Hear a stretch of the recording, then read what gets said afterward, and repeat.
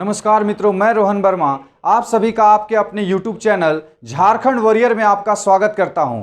मित्रों, आज मैं झारखंड लोक सेवा आयोग के प्रथम क्लास यानी जेपीएससी पीटी प्रारंभिक परीक्षा का प्रथम क्लास शुरू करने जा रहा हूं।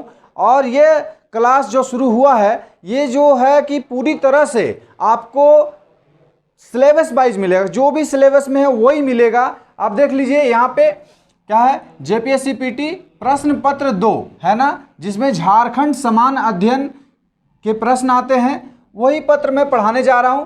इसमें सबसे पहला जो टॉपिक है झारखंड का इतिहास है ना, जहां से आपके 8 क्वेश्चन आएंगे। एक क्वेश्चन 2 नंबर का यानी 16 मार्क्स के यहां से क्वेश्चंस आएंगे, जिसमें जनजातीय शासन व्यवस्था को पढ़ना है। और उसमें पहला टॉपिक है मुंडा शासन व्यवस्था। ठीक है, मुंडा शासन व्यवस्था को हम लोग पढ़ेंगे। देखिए, जिस समय की ये बात हो रही है उस समय आपका झारखंड नहीं बना हुआ था, यह बिहार का हिस्सा था। हम ये कह सकते हैं कि उस समय ये बंगाल में है ना, बंगाल या बिहार भी कह सकते हैं, कोई दिक्कत नहीं है।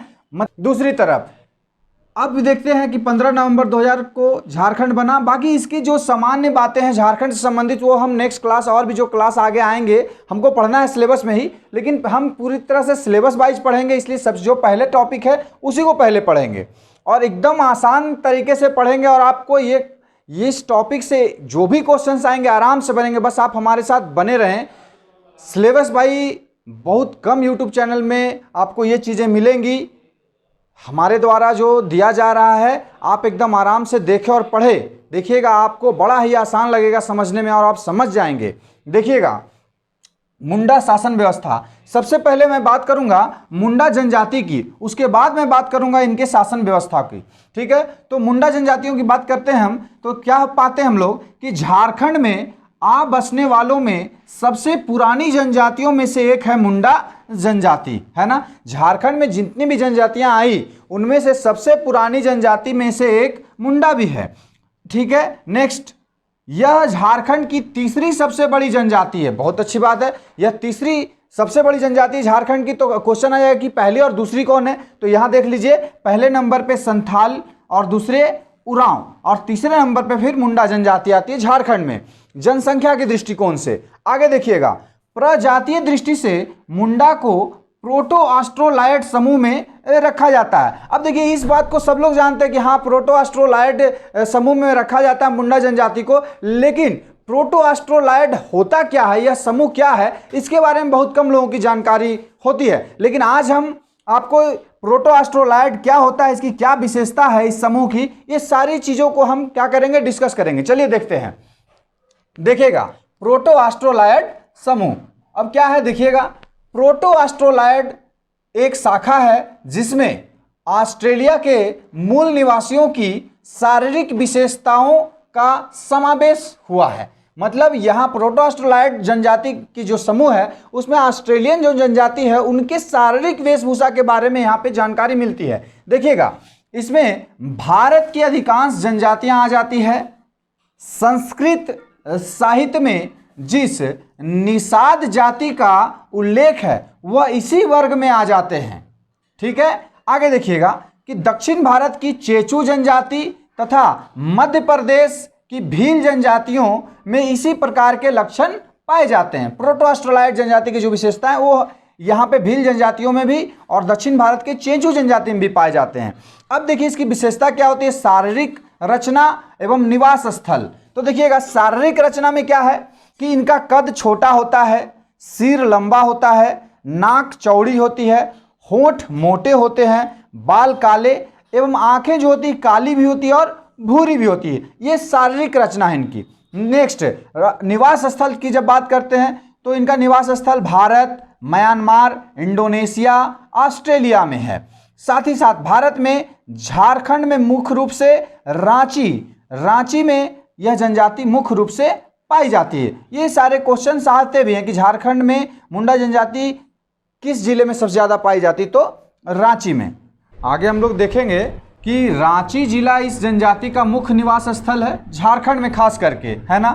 तो रांची के अतिरिक्त फिर ये कहाँ रहते हैं और जगह, तो रांची के बाद गुमला, सिमडेगा, हजारीबाग, पश्चिमी सिंहभूम, सरायकेला, खरसावां, इन जिलों में भी मुंडा जनजातियों का निवास स्थल है। आगे देखिएगा, कुछ और भी महत्वपूर्ण प्रश्न यहाँ से भी आते हैं। देखिएगा कि मुंडा जनजाति स्वयं को क्या कहते हैं। तो मुंडा जनजाति स्वयं को होड़ोको कहते हैं, होड़ोको, है ना, एवं अपनी भाषा को होड़ो जगर कहते हैं। बहुत इंपॉर्टेंट है, बहुत बार पूछा गया है ये, है ना, होड़ो जगर कहते हैं। इनका गोत्र क्या है, तो ये कीली गोत्र से आते हैं, कीली गोत्र। भाषा मुंडारी भाषा ये लोग बोलते हैं। और इनके युवागिरी, ये भी बहुत इंपॉर्टेंट पूछा जाता है कि मुंडा जनजातियों के युवागिरी को क्या कहते हैं, तो गीती ओड़ा कहते हैं। क्या कहते हैं, गीती ओड़ा, है ना। और इनका मुख्य जो देवता है, इनके मुख्य देवता को सिंह बोंगा कहा जाता है। ठीक है, ये कुछ फैक्चुअल क्वेश्चंस यहाँ से आते हैं। मुंडा जनजातियों के बारे में थोड़ी बहुत जानकारी यहाँ से होनी चाहिए। आगे देखिएगा, मुंडा गांव के 3 प्रमुख स्थल होते हैं। पहला सरना स्थल, दूसरा अखड़ा स्थल और तीसरा शासन। तो क्या कहते हैं, सरना को कहते हैं पूजा स्थल, जहाँ पे पूजा पाठ ये लोग करते हैं। अखड़ा किसे कहते हैं, तो जहाँ पे इनकी पंचायत होती है उस पंचायत स्थल को अखड़ा कहा जाता है। और शासन समाधि स्थल को, जहाँ पे लोग मर जाते, मृत्यु हो जाती है, उनके बाद जहाँ पे उन्हें दफनाया जाता है उस स्थान को क्या कहते हैं, समाधि कहा जाता है। आगे देखिएगा, मुंडाओं का वस्त्र, तो ये लोग कैसा वस्त्र पहनते हैं, पुरुष जो वस्त्र पहनते हैं उसे बटोई या करेया कहा जाता है, और महिला जो वस्त्र पहनती है उसे पारेया, और मुख्य पेशा इनका कृषि होता है। तो ये साधारण सी जानकारी है जो जानना जरूरी है। अब हम मेन मुद्दे पे आते हैं, मुंडा शासन व्यवस्था। चलिए देखते हैं आगे मुंडा शासन व्यवस्था क्या है। आगे हम लोग देखेंगे कि झारखंड जनजाति बहुल प्रदेश है। जैसे मुंडा शासन व्यवस्था अगर हम देखते हैं यहाँ से, तो झारखंड जनजाति बहुल प्रदेश है और प्रत्येक जनजाति की अपनी सामाजिक, सांस्कृतिक एवं प्रशासनिक व्यवस्थाएं होती है जो प्राचीन समय से ही अभी तक चली आ रही है, जिसका महत्व आज भी देखने को मिलता है। मुंडा शासन व्यवस्था में कहा जा रहा है कि देखिए, ये झारखंड में जितनी भी जनजातियां हो या कहीं भी किसी प्रदेश में जो जनजातीय निवास करते हैं, तो उनका एक अपना सामाजिक, आर्थिक एवं राजनीतिक व्यवस्था होता है जो आज भी कायम है कहीं ना कहीं। तो उसी चीज़ को देखते हुए आगे हम बढ़ते हैं। कहा जाता है कि सुनहले देश की खोज में ऋषा मुंडा, जो कि झारखंड में मुंडाओं का संस्थापक माना जाता है, ऋषा मुंडा 21,000 मुंडाओं के साथ भारत के दक्षिण पश्चिम क्षेत्र से होते हुए पहले मध्य प्रदेश और फिर झारखंड में आए। ठीक है, अब ये इनको एक नया क्षेत्र मिल गया। अब देखिएगा कि इस क्षेत्र में ये क्या करते हैं, तथा यहाँ असुर जनजाति, मतलब जैसे वो झारखंड पहुँचते हैं तो झारखंड में पहले से असुर जनजातियों का दबदबा था। तो इन असुर जनजातियों को ऋषा मुंडा अपने मुंडा सैनिकों के साथ मिलकर असुर जनजातियों को पराजित कर देते हैं और उनके क्षेत्र पर कब्जा कर लिया।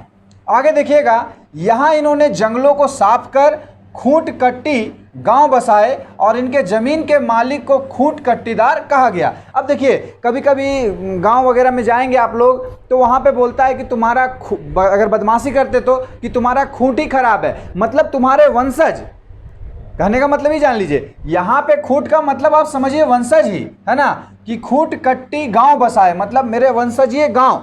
ठीक है, और इनके जमीन के मालिक को खूंट कट्टीदार कहा गया। जो इन्होंने जंगल साफ किया और उसके बाद अपना जो क्षेत्र विस्तार किया इन्होंने, तो उसे क्या कहा गया, खूंट कट्टी गांव, और उस जगह को के मालिक को खूंट कट्टीदार कहा गया।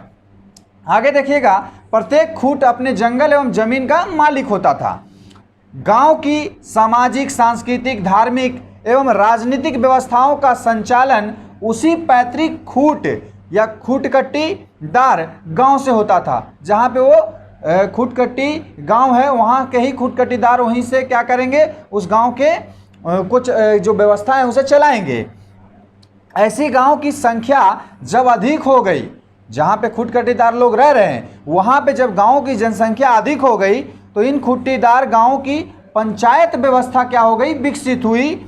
ऐसे विभिन्न गांवों को मिलाकर पढ़ा का निर्माण हुआ और जब यही पढ़ा फिर आगे जाके पंचायत के रूप में विकसित होगा। देखिएगा, मुंडा जनजातियों में प्रत्येक गांव का एक पंचायत होता था जिसका प्रमुख मुंडा या हाथू मुंडा कहलाता था। क्या कह रहा है कि मुंडा जनजातियों में प्रत्येक गांव एक पंचायत होता था जिसका प्रमुख मुंडा या हाथू मुंडा कहलाता था। आगे देखिएगा, ऐसे कई गांवों को मिलाकर एक पट्टी का निर्माण होता था।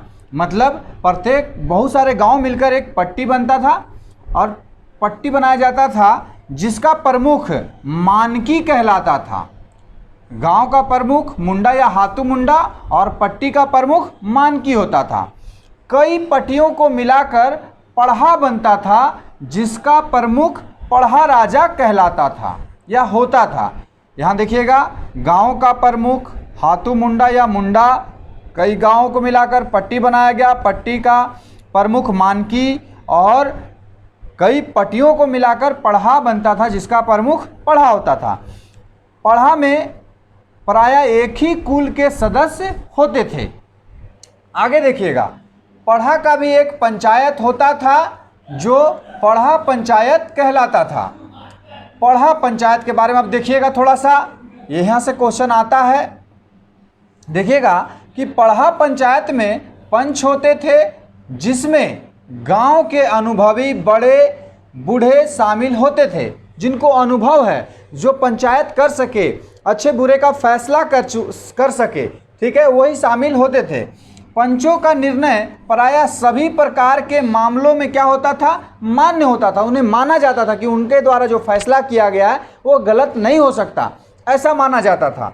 अब देखिए, यहाँ पे आपको थोड़ा सा कमेंट करके बताना है कि पंचायत की बैठक जो होती थे उस स्थल को क्या कहा जाता था। ठीक है, ये आपको कमेंट करना है और बताना है। जब आप शुरू में पढ़ेंगे तो आपको पता चल जाएगा, पूरी वीडियो देखने के बाद आप कमेंट करिएगा।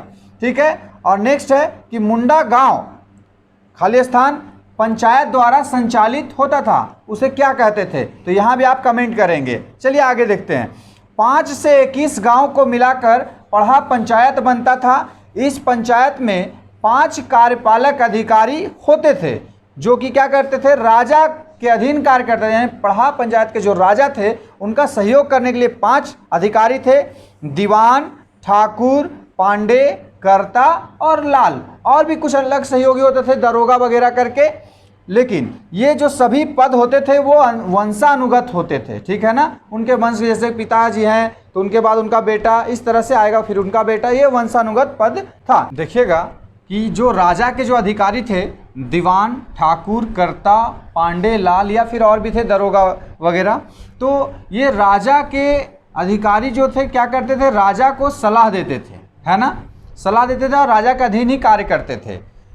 पढ़ा राजा का मनोनयन चुनाव द्वारा होता था, है ना, किंतु यह पद वंशानुगत नहीं था। ठीक है, राजा का जो पद था ये वंशानुगत नहीं था, लेकिन ये जो पद थे अधिकारियों के पद, ये वंशानुगत थे। इसलिए कहा जाता है कि मुंडा शासन व्यवस्था को भारत की प्रथम गणतांत्रिक व्यवस्था माना जाता है, या उदाहरण है ये, या फिर हम कह सकते हैं कि यह गणतांत्रिक व्यवस्था का भारत में एक उदाहरण है।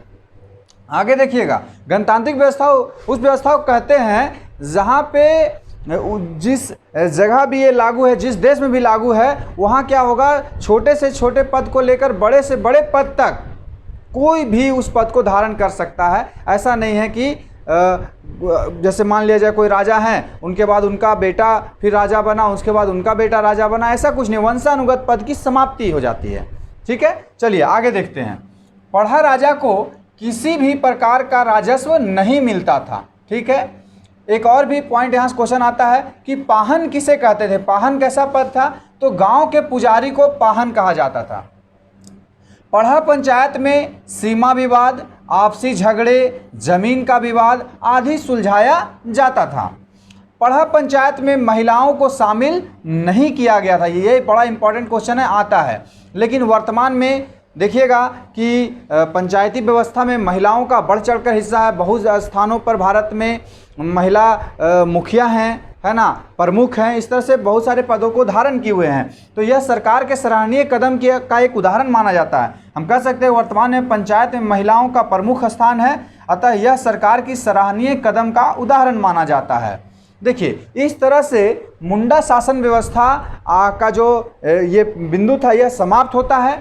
साथ ही साथ मित्रों, मैं एक बात और कहना चाहूँगा कि अगर आप हमारे झारखंड लोक सेवा आयोग के प्रारंभिक परीक्षा की पूरी कोर्स क्रैश कोर्स जो 100 डेज में अगर आप पूरा करना चाहते हैं तो आप हमारे पेड कोर्स को ज्वाइन कर सकते हैं। इस नंबर पे आप मैसेज कर सकते हैं और पूरी जानकारी ले सकते हैं। साथ ही साथ आप हमारे चैनल के डिस्क्रिप्शन बॉक्स में जाएं, वहां पर लिंक दिया हुआ है, आप विजिट करें और पेड कोर्स की पूरी जानकारी को प्राप्त करें ताकि आपकी तैयारी समय रहते क्या हो जाए, पूरी हो जाए। आप हमारे पेड कोर्स को जरूर ज्वाइन करें। धन्यवाद।